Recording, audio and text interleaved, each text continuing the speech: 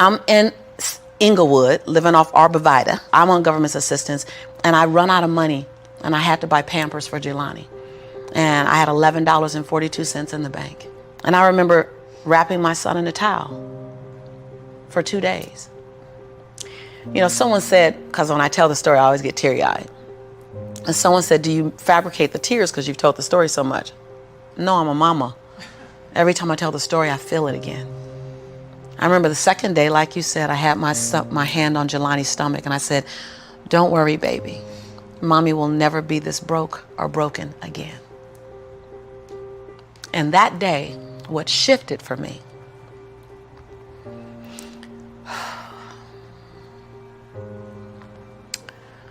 was I was willing, and I don't know if this is going to sound crazy, I was willing to completely die to any form of me that I had been so that I can birth the woman that I was becoming. The reason why a lot of people won't become who they want is because they're too attached to who they've been. And you hear it all the time when people say, I've always been this way. Okay, well, if that's working for you, keep doing that. I knew it wasn't working for me any longer. I had hit my version of rock bottom. So I was willing to let go of everything and everybody. See, another reason why people won't get there is because the doorway is for you to fit through. You trying to carry everybody else through because you're trying to be Rescue 911. And you got to rescue you first. I am much more valuable to my family and to my community because I was willing to let them go through the door myself, teach myself, learn myself, condition myself, and then come back and get them. I'm much more valuable to them now. But I had to go through a window time of 10 years of judgment. You leaving us, hanging out with white people all the time. You going to these crazy countries. We don't know what you... I had to be willing to allow my conviction to make me inconvenienced. See, we want to grow, but we want to stay liked by everybody. I was willing to be my own rescue at the risk of your approval. But most of us aren't like that. Facebook is an example. We want to be liked. Well, I woke up and I like myself today, so your like is extra. My job is to like me first. I was willing to say every day, Lisa, you like you? Lisa, are you proud of you? Lisa, are you playing full out? Every day before I checked in with anybody else. That's lonely, by the way. Why won't most people do it? Because it's scary and it's lonely. So what did I do? I was willing to find people who had what I didn't have, who were living lives that I wasn't living, who believed things that I didn't know about, and I was willing to become their student. I got up every day and I ate a slice of humble pie. See, when you get to this level, even me 10 years ago, you can get caught up by reading your own fine print. See, whenever I hear people reading my bio, before I came on and you read my bio, I'm in the back going, yeah, yeah, yeah, yeah, yeah, yeah, yeah, yeah, yeah. Because I don't want to ever think I arrived. That bio is old. You should be interested in my future. Oh, that's my bio. What's my future? Oh, what are you doing? Who am I becoming for 2020? And we get caught up in our bios. We get caught up in our status. I never allowed that to stop me from going and sitting at the hem of someone and saying, what do you know about wealth? See, because there's 3 forms to money. There's 3 relationships to money. We learn how to earn it, we learn how to keep it, and we learn how to grow it. Well, I learned how to earn it because my theme song was, I'm a hustler, baby. And I want you to know, everybody with me, it ain't where I've been, but where I'm about to go. So I was singing that song. That was good. They know, right? I was singing that song when I was working out of my closet as my office. I was in a walk-in closet where you really couldn't walk in, you stepped in and turned, right? and the clothes rack, you know how you have the hanger rack, I had pant hangers in the closet and I had manila folders clipping on the pant hangers. Those are my client files. And I would sit there and I put $2.99 mirrors that you get from CVS. I put them all around my closet walls so that I can make my office look bigger. I worked out of that closet office for 4 years, singing that song. It ain't where I've been, but where I'm about to go. I knew that. I knew how to make money. I didn't know how to keep it, because ain't nobody had none in my family. So keeping wasn't an issue. Growing was never an issue. So I went to people who knew how to make it, keep it, grow it. I went to people who was about serving others to the highest level. See, I make a lot of money because I serve more people. See, all your success is on the other side of service. People trying to make money, if it begins and ends with money, it's going to be a short-lived victory. But if it's about transforming lives, then the wind keeps going and going and growing and growing. So I went to people that knew what I didn't know. And I killed my ego every day, murdered my she-go every day. Because I got a big she-go. I mean, come on, right? Every day, Tom. And I got hungry and I learned. I went to the same training 42 times. Yes, I said 42. Some folk will stop. This is how I've been there already. I learned that already. Yeah. No, I wasn't there. I wanted to be able to finish their sentences. I want to know what you know. I want to walk like you, talk like you, and then I want to then embed me in it. But success leaves clues. We're just not picking them up. I was the only African-American person at this conference. I was one of 2 women at this conference. Within the last 29 sessions, I led the conference. But I was willing to be the student first. So that's what I did, number 1. And number 2, I looked at every toxic behavior in my life. Everyone. You see me go behind my own black curtain. People don't want to tell on yourself. You're trying to protect. You're trying to do 4 things. You're trying to protect, prove, hide, and defend.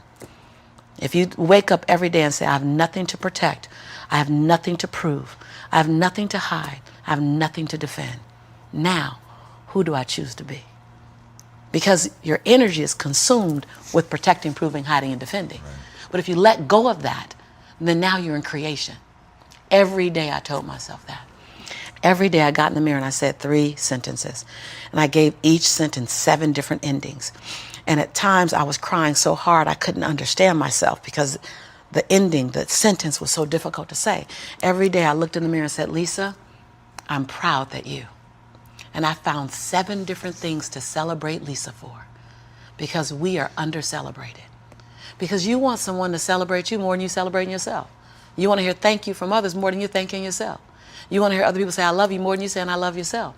You are teaching the world. I said this on Oprah. And when I said this on Oprah, she said, oh my God, I believe the exact same thing. So I knew I had one thing right. The world is looking at you and following your example of how to treat you. How to treat you. They're following your example of how to treat you. So how you treat you, the world's going to follow your lead. So I had to start treating Lisa better because I was everything for everybody but nothing for myself. And so every day I got in the mirror and I completed 3 sentences. Lisa, I'm proud of you for. Second thing, Lisa, I forgive you for. Whew. That one took me down daily because I'd had a son with a man who was now in prison, my biggest nightmare, my greatest nightmare. I had been in a relationship that turned mentally and then physically abusive when my son was 3 years old. I made money but lost it. I was on government assistance. I was on welfare. I was on WIC, Women, Infant, and Children. I got a lot of forgiveness that I had to do.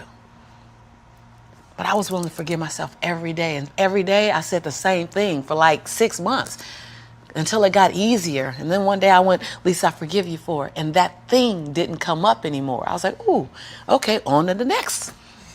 7 different endings. And the last thing I did every day, last sentence, is Lisa, I commit to you that. Because we make bigger commitments to other people. If I commit to y'all something, ride or die, you can bet your last dime that I'm going to be there. I'm going to show up. You're going to get 2 dimes. But I would make commitments for me, for myself, and I wouldn't do it. I eat my weight. That's interesting. So I started every day celebrating Lisa, forgiving Lisa, and making a commitment to Lisa. And then I was willing to invest money in me. I love this story. I was willing to invest money in me. Literally. Literally. I worked at LA Unified School District. And I knew I couldn't stay there because they needed a degree. I didn't have a degree. They didn't seem happy. I wanted to be happy. So I would have my son at daycare during the day. I'd work 9 hours. I pick him up from daycare, take him back to my office. I take a 30-minute break from 6 o'clock to 6:30 to go get him.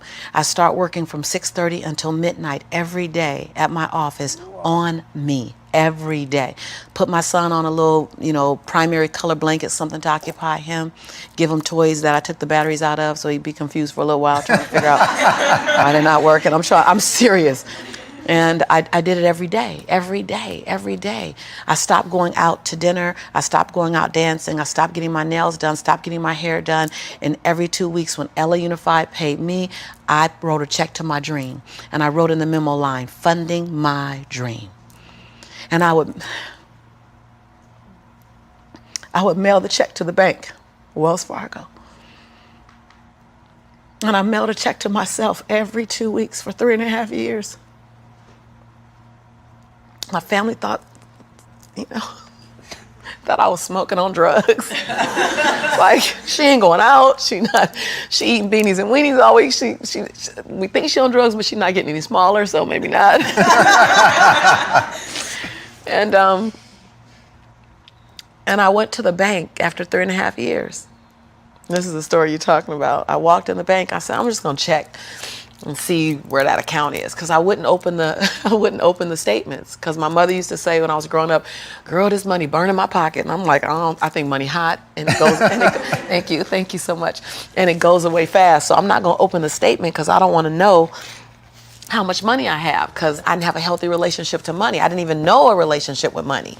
So while I'm at these trainings, they just kept saying save. So I'm like, okay, I'm gonna save. I didn't need the money that I was writing checks for, because it was the money I used on my nails and my hair.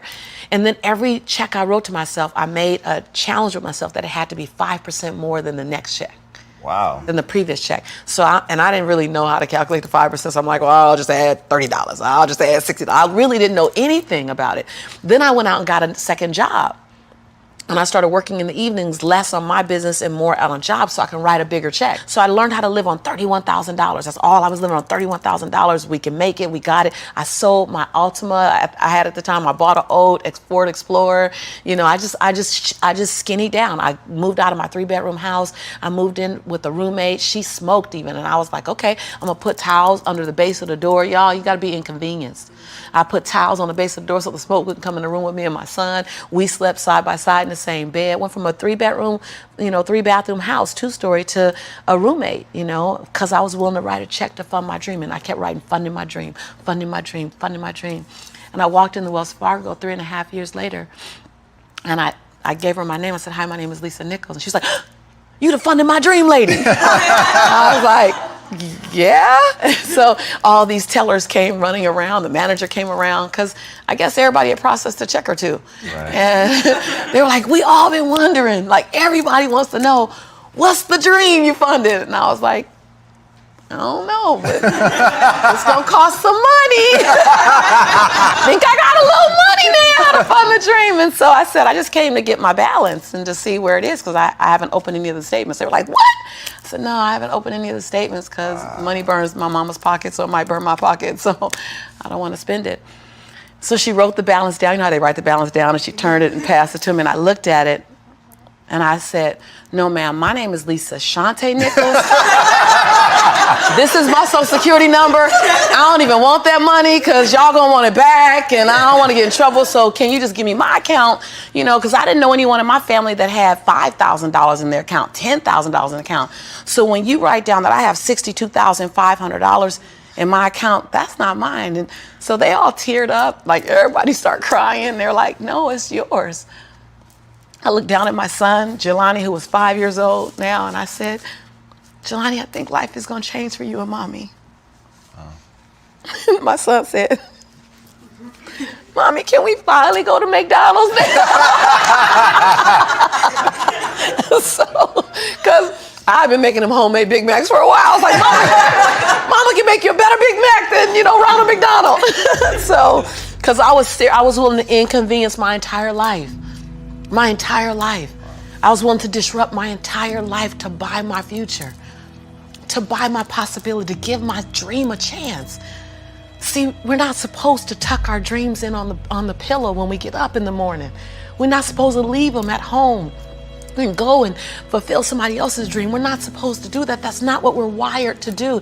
That's not who we are. Your human spirit doesn't care about the economy. The human spirit doesn't care that my son's father went to prison. The human spirit doesn't care what's happened to your family. The human spirit doesn't care about the past. You may have been molested, or your family may have been broke, or you may have been betrayed, or you may have a divorce. Your human spirit doesn't care about any of that. Your human spirit simply says, what's our command for tomorrow?